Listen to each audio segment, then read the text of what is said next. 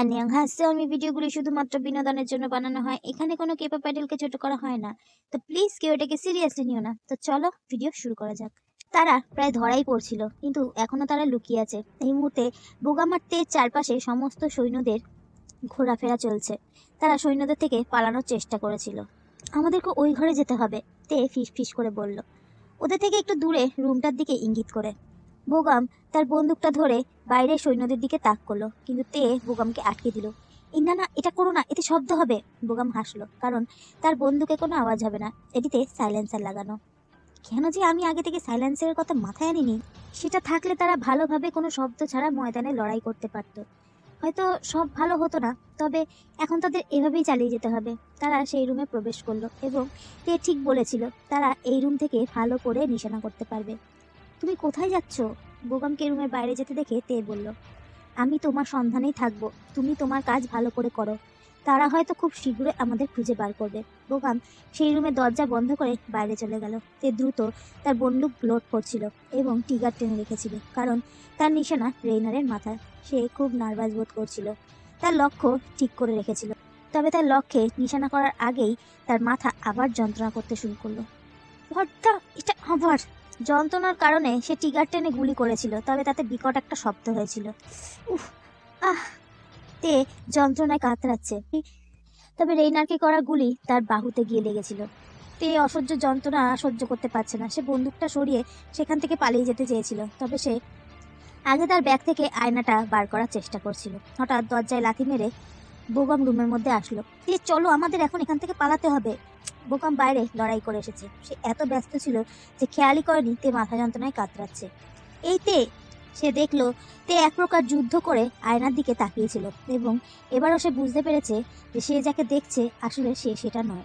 অবশেষে এটা কাজ করলো, তার মাথা ব্যথা কমে গেল। আয়নাটা ব্যাগে রেখে সে দ্রুত উঠে দাঁড়ালো এবং বোগামের সাথে পালাতে শুরু করলো।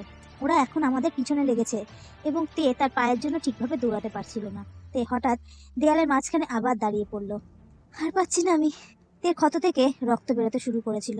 অসহ্য যন্ত্রণা হচ্ছে। তুমি কি পাগল হয়ে গেছো? প্রতিপক্ষরা আমাদের খুব কাছাকাছি চলে এসেছে। তে জানতো সে আর দৌড়াতে পারবে না। সে বোগামকে একটা হাসি দিল। আমি পারছি না, তুমি পালাও। বোগাম বুঝতে পারলো তাকে কি করতে হবে। তে, তুমি এটা করতে পারো না। বিরোধীরা মাত্র 1 মিটার দূরে ছিল এবং তেকে এটা করতেই হবে। তে তার ব্যাগ থেকে একটা গ্রেনেড বের করে বুকের সাথে ধরে রেখেছে। দয়া করে জাংকুককে বলে দেবে তার কাছে ক্ষমা চেয়েছে। কথাটা বলে সে একটা হাসি দিল, কারণ তার পেছনে যদি গ্রেনেডটা ছুঁড়ে মারে তাহলে সেও মারা যাবে। এটি দ্বিতীয়বার ছিল। তে ভেবেছিল হয়তো এবারই সে মরে যাবে, কিন্তু বোগাম থাকতে তের কি কিছু হতে পারে? বোগাম জানে কখনোই সে তের কাছ থেকে ভালোবাসা পাবে না, তবে সে আগেই নিজেকে প্রতিশ্রুতি দিয়েছে তেকে সবসময় সাহায্য করবে, তাতে তের সাহায্য লাগুক আর না লাগুক। গ্রেনেড বিস্ফোরণ হলেই ঘটে বিশাল বিপর্যয়, তবে বোগাম তেকে কিছু হতে দেয়নি। সে তেকে সেই মুহূর্তে কাঁধে উঠিয়ে দৌড়ে পালিয়েছিল। তেয়ংকে বেশি ক্ষতিগ্রস্ত হতে হয়নি। বিস্ফোরকের প্রবল ধাক্কায় তারা মাটিতে লুটিয়ে পড়েছিল। কেবল তাদের দুজনের বাহুতে একটু ক্ষত হয়েছিল, তবে মৃত্যুর থেকে এটা শ্রেয়। ধোঁয়ার জন্য তের প্রচন্ড কাশি হচ্ছিল। বিল্ডিংয়ে আগুনও লেগে গিয়েছিল। তে কেঁদে উঠল। তোমার এটা করা উচিত হয়নি বোগাম। বোগাম উঠে দাঁড়িয়েছে। তোমারও এটা করা উচিত হয়নি। বোগাম তেকে উঠে দাঁড়াতে সাহায্য করলো। পায়ের আওয়াজ শুনতে পেল তারা, তার মানে প্রতিপক্ষরা আসছে। ওরা আসছে, আমাদের পালাতে হবে। কিন্তু আমি রেইনারকে এখনো মারিনি। তুমি অন্তত তাকে আহত করেছো, এটাই এখন এর জন্য যথেষ্ট। তে হাঁটার আগেই বোগাম থেকে কাঁধে নিয়ে দৌড়াতে থাকে। তের বিভ্রান্ত বোধ হয়। কি করছো কি? নামাও আমাকে। তুমি কি মনে করো, হ্যাঁ, তোমার এই রক্ত পাখা পা নিয়ে তুমি দৌড়াতে পারবে? কেমন বোকার মতো কথা বলছো না মিস্টার কিম। বোগাম যতটা সম্ভব তেকে কাঁধে নিয়ে দৌড়েছিল এবং পেছনে অনেক সৈনিকরা তাদের পেছন করছে। তে বোগামের কাঁধের ওপর থেকে সাইলেন্সার বন্দুক নিয়ে গুলি করতে থাকে। আমি মনে করি আমাদের বনে ছুটতে হবে। তবে বনের মধ্যে থেকে আরও গুলির শব্দ শোনা যাচ্ছিল। তারা ইতিমধ্যে বনের মধ্যে রয়েছে। আমরা এখানে থাকতে পারবো না, কারণ বনের মধ্যে আরও বিপজ্জনক। কিন্তু তের কথা বলা বন্ধ হয়ে গেছিল যখন দেখলো বনের মধ্যে থেকে একজন সৈনিককে রাস্তায় মাথা ঠেকিয়ে ধরে রেখেছে। তার হাত পা বাঁধা ছিল এবং বিরোধীরা কলেসায় চলে যাচ্ছে। একটা প্রেসিডেন্ট। তে কেঁদে উঠল। আমার মনে হয় না আমরা প্রেসিডেন্টকে বাঁচাতে পারবো। তারা গাছের আড়ে লুকিয়ে থেকে সবটা দেখতে থাকে। বনের মধ্যে অনেক সৈন্য এবং তারা জানে না তাদের দল কারা আর তারা আদৌ এখানে আছে কি না। ওই যে তারা! একজন সৈনিক চিৎকার করে বলে উঠল, আমাদের এখন একটা ঘোড়ার নাল দরকার। এই বলে তারা পালাতে লাগলো। বলল, তে একটু হেসে উঠল। সে জানে এটা হাসির সময় নয়। ঠিক আছে আমার ঘোড়া, এবার আমাকে নিচে রাখো। তুমি চুপ করো, তুমি এখনো দৌড়াতে পারবে না। তে জানতো যে বোগামের প্রচণ্ড কষ্ট হচ্ছে, কারণ সে যথেষ্ট ভারী ছিল। আমি বললাম না নিচে রাখো আমাকে। বোগামের আর কিছুই করার নেই। সে গাছের আড়ালে গিয়ে তেকে কাঠ থেকে নামিয়ে দিল। তুমি কি করতে যাচ্ছ? তে বনের মধ্যে দূরের দিকে তাকালো। সেখানে দুটো দল ছিল। তাদের একটা দল সে চিনতে পারলো, সেটা তাদেরই দল, আর একটা অন্য। তে একটা গ্রেনেড বের করে নিয়েছে এবং সে জানে এই গ্রেনেডের কারণে প্রতিপক্ষরা কিছুটা হলেও থামবে। সাথে সাথে সে একটা গ্রেনেড ছুঁড়ে মারল। বিস্ফোরণটা গুরুতর হয়েছিল, তবে বেশি ক্ষতি হয়নি তে। এটা দুর্দান্ত ছিল, তবে একটা গুলির আওয়াজ শোনা গেল। তে পেছন ফিরে দেখতে লাগলো কি হয়েছে, আর যেটা দেখলো সেটা কখনোই সে আশা করেনি, কারণ বোগামের বুকে গুলিটা লেগেছিল। একজন সৈনিক তেকে গুলি করতে গেলে বোগাম তার সামনে এসে দাঁড়িয়েছিল এবং এতে বোগামের বুকে গিয়ে গুলিটা লাগে। কষ্ট আর রাগে এতে নিজের জায়গা জমে গিয়েছে, কিন্তু বোগাম বুকের ওপর হাত রেখে আস্তে আস্তে হাঁটু গেড়ে নিচে বসলো। তার প্রচন্ড খারাপ অনুভূতি হচ্ছে। তে এতটা রেগে গিয়েছিল, বোগামের বন্দুকটা বের করে প্রতিপক্ষকে অনবরত গুলি করতে লাগলো। তের গাল বেয়ে অশ্রু গড়িয়ে পড়ছে। সে এই মুহূর্তে কি করবে বুঝতে পারছে না। বোগাম নিচে শুয়েছিল, তার শরীর থেকে রক্ত বের হচ্ছে। তে দ্রুত নিচে বসে পড়ে এবং তার হাত কাঁপছে। সে বোগামের মাথাটা নিজের কোলের ওপর রাখলো। তে কাঁদতে শুরু করেছে। আমি দুঃখিত, আমি অনেক উত্তেজিত হয়ে পড়েছিলাম। বোগাম থেকে থামানোর জন্য তার আঙুলটা তের ঠোঁটের উপর রাখলো। বোগামের মুখ থেকেও রক্ত পড়ছে, তবু তার মুখে একটা হাসি। চুপ চুপ করতে, আমি আমার পরিবারের বড় ছেলে, আমি ব্যথা সহ্য করতে পারবো। তে তার চোখে ঝাপসা দেখতে পেল, কারণ সে শুধু কান্না করেই যাচ্ছে। তে বারে বারে মাথা নাড়ল। চুপ করো, দয়া করে তুমি চুপ করো, এটাকে আরো কঠিন করে তুলছো তুমি। তে উঠে দাঁড়িয়েছে। সে বোগামকে কোলে নেওয়ার চেষ্টা করলো। তোমাকে এখন ডাক্তারের কাছে নিয়ে যেতে হবে। বোগাম তার হাতটা ধরে রেখেছে। বোগামের নিঃশ্বাস কমে আসছে এবং তার গাল বেয়ে অশ্রু গড়িয়ে পড়ছে। যদিও বোগাম কথা বলতে পারছে না, তবে সে জানে এখন না বললে হয়তো আর কখনো বলতে পারবে না। তুমি এখানে থামোতে, আর তুমি আমাকে নিয়ে যেতে পারবে না, তোমার পায়ে ব্যথা। তে বোগামকে মারতে চেয়েছিল। তুমি কেন এরকম করছো? বোগাম শুধুমাত্র তের দিকে তাকিয়েছিল। তে হাঁটু গেড়ে বসে কাঁদতে লাগলো। তুমি সব সময় আমাকে ভালোভাবে ইতিবাচক হতে বলো, আর তুমি তুমি এরকম করছো। বোগামের চোখ বন্ধ হয়ে আসলো। আচ্ছা তে, তুমি কি কিছু মনে করবে যদি আমি একটু ঘুমাই? তে কাঁদতে লাগলো। না, তুমি চোখ বন্ধ করবে না, দয়া করে তুমি চোখ বন্ধ করবে না। কিন্তু আমি যে ক্লান্ত হয়ে পড়েছি। তে থমকে গিয়েছে, তার অসহ্য যন্ত্রণা অনুভব হচ্ছে। তে বোগামের হাতটা তার গালে রেখে বলল, তুমি মরতে পারো না, তুমি মরতে পারো না। বোগামের কাশিতে রক্ত পড়ছে। আমি মরবো না, কে বললো আমি মরে যাব? বোগাম চোখ খোলো। বোগাম আস্তে আস্তে চোখটা খুললো। সে তের দিকে তাকিয়েছিল। তে, আমি তোমাকে বলেছি না আমি শক্তিশালী। তে কাঁদছে। সে একটা কথা বলতে পারছিল না। যে বোগাম তাকে সবসময় বাঁচিয়ে আগলে রেখেছে, মৃত্যুর থেকেও বাঁচিয়েছে, সেই বোগাম কিনা তার জন্য আজ মৃত্যুর সাথে লড়াই করছে। সে পারলো না একটা গুলির থেকে বোগামকে বাঁচাতে। আমি দুঃখিত, আমাকে ক্ষমা করো। তে অনুভব করলো বোগাম তার মুখে আদর করছে, তার চোখ থেকে অশ্রুটা মুছে দিল। আমি আফসোস করছি না যে আমি তোমার সাথে দেখা করেছি। তুমি যদি আমার ভালোবাসা কখনো ফিরিয়ে দিতে না পারো, তারপরও আমি কখনোই করি না। তবে আমি কেবল তোমাকে কিছু বলতে চেয়েছিলাম, ভালোবাসি আমি তোমার তে। বোগাম কথাটা বলে তের চোখের দিকে তাকিয়েছিল, তবে তার চোখ খুলে রাখতে অসম্ভব কষ্ট হচ্ছে।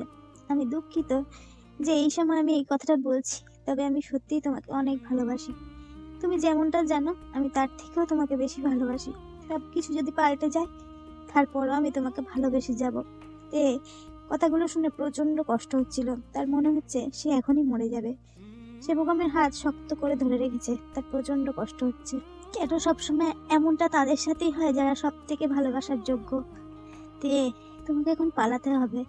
তোমার পাশে পেছনে প্রতিপক্ষরা ছুটে আসছে তোমাকে ধরতে। যাওতে, তোমাকে বাঁচতে হবে। দৌড়াও, তোমার জীবন বাঁচাও। আমি কোথাও যাব না, তোমাকে এখানে একা রেখে আমি কোথাও যাব না।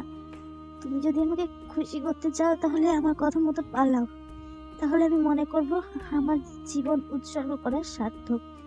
আমি যেতে চাই না, আমি পারবো না এটা করতে। তুমি পারবে তে, তোমাকে যেতে হবে, দৌড়াও, পালাতে হবে তোমায়। বোগামের অতিরিক্ত রক্তক্ষরণের জন্য চোখে ঝাপসা দেখতে লাগলো, মাথাটাও ঘুরছে। তে না চাইতেও তাকে এটা করতে হবে, কারণ বোগামের কথা রাখার জন্য। তে উঠে দাঁড়িয়ে ছুটতে লাগলো সব কষ্ট বুকে নিয়ে। সে দৌড়াতে পারছে না, তবে তাকে শক্তিশালী হতে হবে। এই মুহূর্তে আমাকে জাঙ্কুককে খুঁজে বের করতে হবে। সে শুধু কাঁদছিল, তার চোখটা ঝাপসা হয়ে গেছে এই মুহূর্তে, কারণ সে এই মুহূর্তে তার সব থেকে ভালো বন্ধুটিকে হারিয়েছে, যে কিনা তার অনেক কাছের মানুষ ছিল। সে কোথায় যাবে জানে না, সে দৌড়াতে পারছে না। সে পেছনে ঘুরে তাকিয়ে দেখলো তার পেছনে প্রতিপক্ষরা দৌড়ে আসছে, কিন্তু তে দৌড়াতে গিয়ে হোঁচট খেয়ে নিচে পড়ে গেল। বিরোধীরা শেষ পর্যন্ত তেকে কাঁধে করে নিয়ে যাচ্ছিল। স্যার, আমরা অবশেষে তাকে ধরে ফেলেছি। সৈন্যরা জেইয়নের কাছে তেকে নিয়ে গেল। জেইয়ন অবাক হয়নি আর হতাশও হয়নি, সে শুধু তের দিকে তাকালো। তে খুব ভয় পেয়েছিল, তবে এই মুহূর্তে তাকে শক্ত হতে হবে। সে চুপচাপ ছিল। জেইয়ন দুবার না ভেবে বলল, তাকে ফাঁসি দাও। জি জানাব। তারা জেইয়নকে স্যালিউট করে তেকে ফাঁসি দেওয়ার জন্য নিয়ে যেতে লাগলো, কিন্তু তারা যাওয়ার আগেই তে কথা বলে উঠল, প্লিজ প্লিজ জেনারেল, আমি আপনার সাথে একটু কথা বলতে চাই। তে কেঁদে উঠল, কিন্তু সৈন্যরা শোনেনি। বাবা প্লিজ। জেইয়ন থমকে দাঁড়িয়েছে বাবা শব্দটা শুনে। তার মন হয়তো একটু নরম হয়েছে। জেইয়ন তের দিকে তাকালো। তে মিনতি করছিল, প্লিজ বাবা প্লিজ। জেইয়ন ভেবেছিল হয়তো তার মনের নরম দিক থেকে সে এমনটা করছে। সে হয়তো তার মনের নরম দিকটা ভেঙে ফেলেছে, শুধু কঠোর আচরণ করেছে। না, একজন বাবা এটা কিছুতেই করতে পারে না। জেইয়ন কিছু বুঝতে পারছিল না, তবে সৈন্যদের থামালো। ছেড়ে দাও তাকে। জেইয়ন একটু কষ্ট অনুভব করলো। সৈন্যরা অবাক হলো। তারা জেইয়নের কথায় তেকে ছেড়ে দেয় আর সেখান থেকে চলে যায়। তে উদ্বিগ্ন বোধ করলো। জেইয়ন তের দিকে তাকালো। যতই হোক সে তার ছেলে, তার কাছে বেশ নস্টালজিক লাগছিল ব্যাপারটা। যাকে তিনি কয়েক বছর ধরে ছোট থেকে বড় করেছে, এখন সে কিভাবে তাকে মারতে চাইছিল। আমাকে বাবা কেন ডাকলে? আমি দুঃখিত বাবা। তে সমস্ত আবেগ দিয়ে কথাটা বলল। আমি সত্যিই দুঃখিত, কারণ আমি আপনাকে অসম্মান করেছি, অমান্য করেছি। আমি দুঃখিত, আমি বুঝতে পেরেছি আমি ভুল করেছি। আমি দুঃখিত, আমাকে ক্ষমা করবেন। আমি জানি আপনি এসব আমাদের ভালোর জন্যই করেছিলেন। তে কাঁদতে কাঁদতে বলল। জীবন কিছু বুঝতে পারছে না, তবে তার অন্যরকম একটা কষ্ট হচ্ছে। আপনি তো জানেন, যদি আপনি পাল্টে যান, দুনিয়া পাল্টে গেলেও একজন বাবা মাই থাকে, তাদের কখনো পরিবর্তন হয় না। জীবন মৃদু হাসি দিল। তিনি তার কান্নাটা আটকে রেখেছেন। আমি দুঃখিত আমার সন্তান, আমি দুঃখিত যে আমি তোমার প্রতি কঠোর হয়েছিলাম, আমার পরিবারকেও অনেক শাস্তি দিয়েছি। আমি সত্যিই দুঃখিত। জেয়ন তার হাত এগিয়ে তেকে জড়িয়ে ধরতে চেয়েছিল এবং তেও একটু হাসলো। সে জেয়নকে জড়িয়ে ধরতে যেতে লাগলো। জিয়ান অনেকটা খুশি হয়েছিল। সে ভেবেছে তার ছেলে হয়তো আবার তার কাছে ফিরে এসেছে। তে জেয়নকে জড়িয়ে ধরে বলে, আমাকে ক্ষমা করে দিও। অবশ্যই, আমিও আশা করব তুমিও আমাকে ক্ষমা করবে। আমি দুঃখিত, কারণ আমি আপনাকে কখনো ক্ষমা করব না। কথাটা বলে তে তার কাছ থেকে ছুরি বের করে জিয়নকে আঘাত করতে লাগলো। জিয়ন এতটাই মর্মাহত হয়েছিল আর হতভম্ব হয়েছিল, শেষ পর্যন্ত সে কি করবে সেটা বুঝতে পারছিল না। তার ছেলে তাকে আঘাত করছে। আমি বিরক্ত যে আপনি আমার বাবা। তে ছুরিটা আরো ভিতরে ঠেলে দিল। সে এইটুকুতে সন্তুষ্ট নয়। জিয়ন কাঁদছিল, ব্যথায় কাতরাচ্ছিল আর ঘৃণায় কোনো কথাই বলতে পারছিল না, কিন্তু হয়তো জেয়ন বুঝতে পেরেছে সে এটারই যোগ্য। তে ছুরিটা বের করে জেয়নের থেকে দূরে সরে গেল। তার কাছে জেয়নকে এখন অসহ্য মনে হচ্ছে। জেয়ন আস্তে আস্তে হাঁটু গেড়ে মাটিতে পড়ে গেল এবং তার গাল বেয়ে অশ্রু গড়িয়ে পড়ছে, কিন্তু সে তাকে ক্ষমা করবে না কখনো। আপনি যা যা করেছেন তার জন্য এটা খুব সামান্য, তবে আমি আপনার মতো এতটাও খারাপ নই। তে কাঁদছিল, তার হাতে ছুরিটা শক্ত করে ধরে রেখেছে। জেয়নের শ্বাস নিতে কষ্ট হচ্ছে, সে কোনো কথা বলতে পারছিল না। তে ভেবেছিল এখান থেকে চলে যাওয়া উচিত, কারণ এই খারাপ মানুষটার সাথে সময় নষ্ট করার কোনো মানেই হয় না। কিন্তু তে চলে যাওয়ার আগে জিয়ন বলল, আমাকে পুরোপুরি মারলে না কেন? তে জিয়নের কথায় থামলো। তুমি যদি প্রতিশোধ নিতেই চাও, তাহলে আমাকে পুরোপুরি মেরে ফেলো। তে জিয়নের দিকে তাকালো।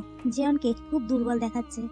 তে ভেবেছিল জিয়নকে হয়তো মেরে ফেলাই উচিত, তাই সে ছুরি নিয়ে জিয়নের দিকে এগিয়ে যেতেই জিয়ন ছুরিটা নিয়ে তে হাত ধরে দাঁড়াতে শুরু করলো। বড়দা, সে তো শক্তিশালী কিভাবে? তুমি আমার মতোই বোকা। জেয়ন শক্ত করে তেকে জড়িয়ে ধরে তের হাত থেকে ছুরিটা নিয়ে পেছন থেকে তাকে ছুরিয়াঘাত করতে থাকে, যেমন তে করেছিল। তে যন্ত্রণায় কাঁদছিল। আমি সত্যিই বোকা যে তোমার মতো ছেলের জন্য নরম হয়েছিলাম। জিয়ন তের পিঠে শক্ত করে ছুরিটা আরো ঢুকিয়ে দিল। তে অনুভব করলো তার তীক্ষ্ণ ক্ষত হয়েছে, সে যন্ত্রণায় কাতরাচ্ছে। আমি সত্যি বিরক্ত তোমার মতো ছেলে পেয়ে, জিয়ন ফিস ফিস করে বলল এবং তের থেকে ছুরিটা বের করে ধাক্কা দিয়ে তাকে মাটিতে ফেললো। আমার তোমার উপর ঘৃণা হচ্ছে। তে কাতরাচ্ছে, ব্যথায় তার চেহারা ফ্যাকাশে হয়ে যাচ্ছে, কারণ একটু আগেই তার রক্তক্ষরণ শুরু হয়েছিল, কিন্তু এখন এত বেশি রক্তক্ষরণ হচ্ছে যে শ্বাস নিতেও পারছে না। জিয়ন সেখানে দাঁড়িয়েছিল, নিজের হালেকে মরতে দেখছে সে। তাদের দুজনের রক্তই মিলেমিশে একাকার হয়ে গেছে। তবে জিয়নের চোখ দিয়ে জল গড়িয়ে পড়ছে। আমি দুঃখিত, তবে আমি আমাকে বোকা বানাতে দেব না বলে সে তেকে আর একটা চুরির আঘাত করেছিল, যার ফলে তের মুখ দিয়ে রক্ত বেরোতে লাগলো। জিয়ন চুরিটা বের করে কাপা হাতে সেটা মাটিতে ফেলে দিল। জিয়ন তেকে সেখানে রেখে পালিয়ে যায়। তের চোখ ঝাপসা হয়ে আসছিল, ভালোভাবে দেখতে পাচ্ছিল না, নিঃশ্বাসও ভারী হয়ে উঠেছে। সে ভাবছে বোকামো আর নেই, জাঙ্গো কোথার থেকে অনেক দূরে, কে আর বাঁচাবে তাকে। সে ওপরের দিকে তাকিয়েছিল, ঝাপসা গাছপালা দেখতে পাচ্ছিল। হয়তো এটাই তার জীবনের শেষ আলো দেখা। তার সাথে সাথে তার চোখ বন্ধ হয়ে যায়, সে জ্ঞান হারায়। ওইদিকে পালাও, জাঙ্কুক বলছিল, কারণ সে কারাগার থেকে দুজনকে বাঁচিয়েছিল।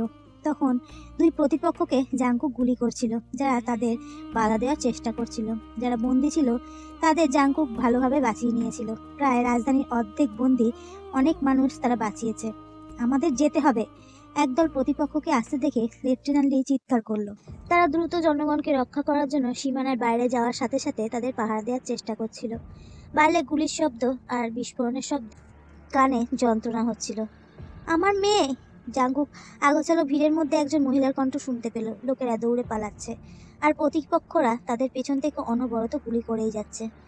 আমার মেয়ে! একজন কাঁদতে কাঁদতে বলল। জাঙ্কুক একটা ছোট্ট মেয়েকে মাটিতে বসে কাঁদতে দেখলো, এবং লোকেরা বাচ্চাটির ওপর দিয়ে যাচ্ছিল, কারণ আতঙ্কে তারা দৌড়াচ্ছিল। মহিলাটি বারবার মেয়েটির কাছে যাওয়ার চেষ্টা করছিল, তবে তিনি পারছিল না ভিড়ের মধ্যে। এদিকে মেয়েটা মা বলে কাঁদছিল। জাঙ্কুক ছোট মেয়েটাকে সাহায্য করতে চেয়েছিল, তবে এখনই লেফটেন্যান্ট লি বলে উঠল, ক্যাপ্টেন, আমাদের ফোর্স দরকার, তারা সংখ্যায় অনেক বেশি। লেফটেন্যান্ট লি গুলি চালিয়ে যাওয়ার সময় কথাটা বলল। জাঙ্কুকের এক মুহূর্তে মনে হলো এখন কি করা উচিত। একজন ক্যাপ্টেন হওয়া খুব খারাপ, কারণ তাকে জনগণকে সাহায্য করতে হবে নাকি কর্তব্য পালন করতে হবে সেটাই সে বুঝে উঠতে পারছে না। ক্যাপ্টেন, আমরা এখন আপনাকে গুলি করব। তবে জাঙ্কুক অনেক বুদ্ধিমান ছিল, সে পিছন থেকে প্রতিপক্ষকে ঠিকমতো গুলি করলো আর তার দিক পরিবর্তন করে মেয়েটির দিকে যেতে লাগলো। জাঙ্কুক যখন অনুভব করলো যে সে ছোট্ট মেয়েটির কাছাকাছি চলে এসেছে, সে নিচু হয়ে মেয়েটিকে জড়িয়ে ধরলো। তোমার মায়ের কাছে আমরা যাচ্ছি, চিন্তা করো না। জাঙ্কুক মেয়েটিকে তার কাঁধে নিয়ে দৌড়াতে লাগলো। সে উঠে দাঁড়িয়েছে, একটা গুলির থেকে মেয়েটিকে বাঁচিয়েছে। তুমি তোমার কানটা ঢেকে রাখো, সে মেয়েটাকে বলল। মেয়েটা তার কানে হাত দিয়ে রেখেছিল। সে টিগার টেনেছিল এবং প্রতিপক্ষকে গুলি করতে লাগলো। সে এদিক ওদিকে মাটিকে খুঁজতে লাগলো। জাঙ্কুক দ্রুত মেয়েটার মাকে খুঁজে বের করেছিল আর তার কাছে সে যেতে লাগলো। সে তার কাছে তার মেয়েকে ফিরিয়ে দিল। দয়া করে বাচ্চাটিকে শক্ত করে ধরে রাখবেন। মহিলাটি তার বাচ্চাকে শক্ত করে জড়িয়ে ধরল এবং এতে জাঙ্কুক অনেক খুশি হয়েছিল। মহিলাটি কাঁদছিলেন। আপনাকে অনেক ধন্যবাদ স্যার, অনেক ধন্যবাদ। এখন যাও, পালাও, ওদিকে সৈনিকরা আছে, তারা তোমার নিরাপদ জায়গায় পৌঁছে দেবে। মহিলাটি দৌড়ে চলে গেল। হঠাৎ জাঙ্কুকের একটা অন্যরকম অনুভূতি হলো। হঠাৎ যেন তার বুকে কেউ অস্ত্র চেপে ধরেছে এবং তার মুখ দিয়ে একটা নামই বের হয়ে এলো, তেইয়ং। সে বুঝতে পেরেছে তার কিছু একটা খারাপ হয়েছে। ইতিমধ্যেই সৈন্যরা প্রতিপক্ষদের ঘায়েল করেছে এবং এখন কোনো প্রতিপক্ষ আর দেখা যাচ্ছে না, তাহলে তারা এই মুহূর্তে নিরাপদ। হঠাৎ একজন সৈনিক তার কাঁধে করে একজনকে নিয়ে দৌড়ে আসতে দেখা গেল। এটা দেখে জাঙ্কুক তার দিকে বন্দুক তাক করলো, কারণ সে ভেবেছিল হয়তো সে প্রতিপক্ষ। কিন্তু জাঙ্কুক তার হাত উঁচু করে সৈন্যদলদের বুঝিয়ে দিয়েছিল লোকটা প্রতিপক্ষ নয়, লোকটি ছিল ক্যাপ্টেন হুগো। জাঙ্কুক তার দিকে অবাক দৃষ্টিতে তাকিয়েছিল। হুগোর পিঠে কে? জাঙ্কুক ভ্রু কুঁচকে তাকালো, কারণ সে লোকটিকে চিনতে পারছিল না, তার পুরো শরীরটা রক্তে মাখা। কিন্তু যখন হুগো জাঙ্কুকের কাছাকাছি এলো, তখন জাঙ্কুকের মনে হলো তার পুরো পৃথিবীটাই উল্টে গেছে। আমি তাকে পেয়েছি। হুগোর কথা শেষ হতে জাঙ্কুক তাকে একটা ঘুষি মারলো, কারণ যে লোকটিকে হুগো নিয়ে এসেছিল সেটা তে। জাঙ্কুক অনুভব করলো তার মাথা যেন রক্ত উঠে গিয়েছে। হুগো তার ঠোঁটের একপাশে রক্ত মুছতে মুছতে জাঙ্কুকের দিকে তাকালো। জাঙ্কুক কাঁদছিলেন। কিউ? জাঙ্কুক নির্দয়ভাবে হুগোকে মারতে লাগলো। ডক্টর ঠিকভাবে তের চিকিৎসা করতে পারছিল না, কারণ জাঙ্কুকের রাগান্বিত চেহারা দেখে সে বিভ্রান্ত হয়ে গিয়েছে। কিন্তু সৈন্যরা জাঙ্কুককে আটকালো, কারণ সে যাতে হুগোকে ঘুষি মারতে না পারে। কেউ কেউ ভয়ে দাঁড়িয়েছিল, কারণ তারা জাঙ্কুকের ভয়ঙ্কর রূপ দেখছে। তবে এটা আস্তে আস্তে জাঙ্কুকের কান্নায় পরিণত হলো। সবাই বিভ্রান্ত হয়ে গিয়েছিল, কারণ ক্যাপ্টেনকে কখনোই তারা কাঁদতে দেখেনি। আপনি আপনি আর এই অবস্থা করেছেন, তাই না? জাঙ্কুকের কণ্ঠ বজ্রের মতো শোনাচ্ছে। হুগো ঘুষি খেয়ে দুর্বল হয়ে পড়েছিল, তবে সে যে এই কাজ করেনি যার জন্য জাঙ্কুক তাকে মারছে, তাই তিনি ভুল অভিযুক্ত হতে চান না। আপনি দয়া করে আমার কথাটা শুনুন। জাঙ্কুকের কান্নার কারণে সে চোখে ঝাপসা দেখছিল। আমি তেইনের সাথে এমনটা করিনি। আপনি বলেছিলেন আমার বাবার ওপর নাশকতা করতে, আমি তাকে বনে দেখেছি। হুগো কেঁদে উঠল। তাকে সৈন্যরা দাঁড়াতে সাহায্য করেছে। আমি এটা দেখিনি যে তের এই অবস্থা কে করেছে, তবে আমি সেটা করিনি। কান্নাকাটি করে জাঙ্কুক এতটাই দুর্বল হয়ে গিয়েছে যে তার নিঃশ্বাস নিতে কষ্ট হচ্ছে। সে তের ভাবনা ছাড়া আর কিছুই ভাবতে পারছে না। হ্যাঁ স্যার, তিনি এমনটা করেননি, সেখানে আমিও ছিলাম। ক্যাপ্টেন হুগো এমনটা করেনি, দয়া করে তাকে বিশ্বাস করুন। এদিকে নামজুনকে নিয়ে যাওয়া হয়েছিল, কারণ তার কিছুটা ক্ষত হয়েছে। জাঙ্কুক নীরব ছিল, তবে মনের মধ্যে হাজারো ঝড় চলছে। সে অনেক কষ্ট করে নিজের রাগটা চেপে ধরেছে। তাঁবুতে ডক্টররা তেকে চিকিৎসা করছে। জাঙ্কুক রাগে কাঁপছিল, সে হাঁটতেও পারছিল না। তাঁবুতে ঢুকেই জাঙ্কুক চিৎকার করে কাঁদতে লাগলো। এটা দেখে ডক্টর অবাক হয়েছিল, কারণ সে কখনোই ক্যাপ্টেনকে কাঁদতে দেখেনি। আমাকে দয়া করে বলুন, সে ভালো আছে? জাঙ্কুক জানে যে এত রক্ত বের হওয়ার পর তে কখনোই ভালো নেই। সে এটা মানতে কিছুতেই রাজি না, তবুও সে শুনতে চায় তে ভালো আছে। আমি এটা তোমাকে বলতে পারবো না। তে বিছানায় শুয়েছিল, তার ক্ষত জায়গায় সেলাই করা হয়েছে, এবং একটা নার্স আর একটা ডক্টর তার পাশে ছিল। তিনি নিঃশ্বাস নিচ্ছে, তবে তার শরীরে অর্ধেক রক্ত বের হয়ে গিয়েছে, আর আশা করা যাচ্ছে সে বেঁচে যাবে। জাঙ্কুক এক নজরে তের দিকেই তাকিয়েছিল। এই মুহূর্তে সে শান্তিতে ঘুমাচ্ছে, এবং এবং তের চোখ ভেজা দেখাচ্ছে। আমি এত মানুষকে বাঁচিয়েছি, কিন্তু আমি নিজের সবচেয়ে আপন জনকেই বাঁচাতে পারছি না। কিন্তু তে ঠিক জেগে উঠবে, আমার জন্য তাকে জেগে উঠতেই হবে। So guys, that's for today. যদি ভিডিওটা ভালো লাগে লাইক করো, কমেন্ট করো, শেয়ার করো, আর চ্যানেলটা সাবস্ক্রাইব করে নিও।